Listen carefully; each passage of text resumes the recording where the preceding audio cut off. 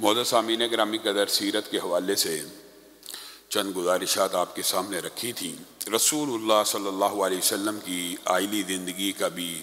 ایک اہم واقعہ حضرت جویریہ کا بھی آپ کے سامنے رکھا تھا، اور اس کے علاوہ امی عائشہ کے ساتھ جو واقعہ غزوہ بنی مستلق میں واپسی پہ پیش آیا، اس کا دباچہ اور تمہید گزشتہ خطبے میں آپ کے سامنے رکھی تھی۔ رسول اللہ صلی اللہ علیہ وسلم نے آئلی زندگی اور ازواجی زندگی، بنیادی طور پہ دین نام ہی اس چیز کا کہ جو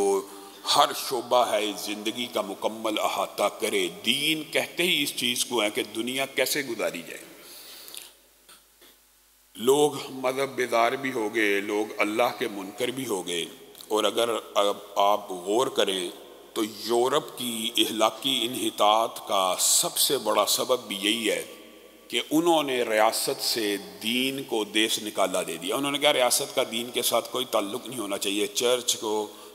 انہوں نے ریاست سے علیحدہ کر دیا، جس کا بگاڑ آج معاشرے میں آپ سب لوگوں کے سامنے ہے کہ خاندان باقی نہیں رہے، آئلی ازواجی قوانین باقی نہیں رہے۔ رسول اللہ صلی اللہ علیہ وسلم نے تو اس امت کی تربیت بڑی مختلف انداز میں کی، حتیٰ کہ رسول اللہ صلی اللہ علیہ وسلم نے اپنے صحابہ کو ایک مرتبہ کہہ دیا تھا، پہلے بھی یہ بات آپ کے سامنے رکھ چکا ہوں کہ ایک مرتبہ کہہ دیا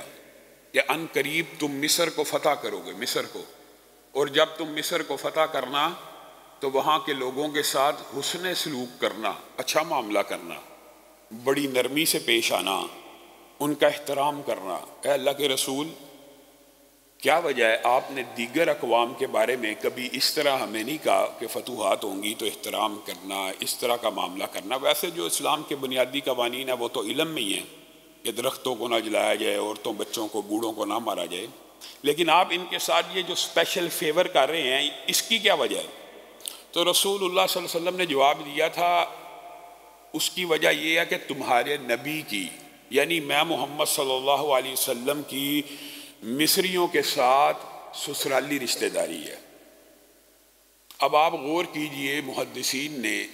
اس بات کو تلاش کیا کہ رسول اللہ صلی اللہ علیہ وسلم نے یہ جو بات کہی کہ مصریوں کے ساتھ تمہارے نبی کی سسرالی رشتہ داری ہے، یہ کس وجہ کے اوپر، کس بنیاد پر کہی؟ تو دو جواب سامنے آتے ہیں۔ ایک تو یہ کہ ماں ہاجرہ جب حضرت ابراہیم کے پاس آئی تھی تو وہ مصر سے آئی تھی، تو رسول اللہ صلی اللہ علیہ وسلم نے ان کے بیٹے ہونے کے ناطے کہا کہ تمہاری ماں مصر سے آئی ہے اور ابراہیم میرا باپ ہے، ہماری اس کے ساتھ سسرالی رشتہ داری ہے۔ اور دوسری بات محدثین نے یہ لکھی کہ ماریہ قبطیہ جو تھی وہ بھی مصر سے آئی تھی، تو ہو سکتا ہے رسول اللہ صلی اللہ علیہ وسلم نے اس بات کی طرف اشارہ کیا۔ اب دونوں میں سے کوئی بھی وجہ دیکھ لیں، وہ ہزاروں سال پرانا رشتہ جو قائم ہوا ماں ہاجرہ کا، یا اس بنیاد پہ رسول اللہ ان کو سسرالی رشتہ دار کہہ رہے ہیں، اور ماریہ قبطیہ جو مصر سے آئیں اس بنیاد پہ ان کو سسرالی رشتہ دار کہہ رہے ہیں۔ اب آپ بتلائیے، یہ ظرف کیا ہم میں سے کسی کا ہے؟ ہم تو سسرال کو یا اپنے سسرالی رشتہ داروں کو عمومی طور پہ لڑکے والے اگر ہوں تو وہ تو جوتی بھی نہیں سمجھتے، ان کے نزدیک سسرال کا تو ایسا لطیفے بنے ہوئے ہیں۔ آپ کو پتہ ہے ہمارے معاشرے میں ان رشتوں کے حوالے سے بردر اللہ کو ہمارے معاشرے میں سالہ کہا جاتا ہے۔ تو آپ خود اندازہ کریں کہ ہم کس معاشرے کے باسی ہیں اور دین ہمیں کیا بات سکھا رہا ہے۔ اور عجیب واقعہ یہ ہے کہ عمر بن العاص کے دور میں جب مصر کو فتح کیا گیا، فتوحات ہو گئی، جنگ ہوئی، جنگ کے بعد جب فتح ہوئی، تیری یہ زمین تھی تجھے واپس کی جاتی ہے، تیری یہ زمین تھی تجھے واپس کی جاتی ہے، تجھے یہ معاف کیا جاتا ہے، تیرے سے یہ ٹیکس اٹھایا جاتا ہے، تم سے یہ جزیہ تھوڑا لیا جائے گا، تم یہ اپنے موال کو واپس لے لو، یہ جگیر کی ذمہ داری تمہاری تھی، تمہارا ہو گیا۔ مصری حیران رہ گئے، یہ کیسے فاتح ہیں؟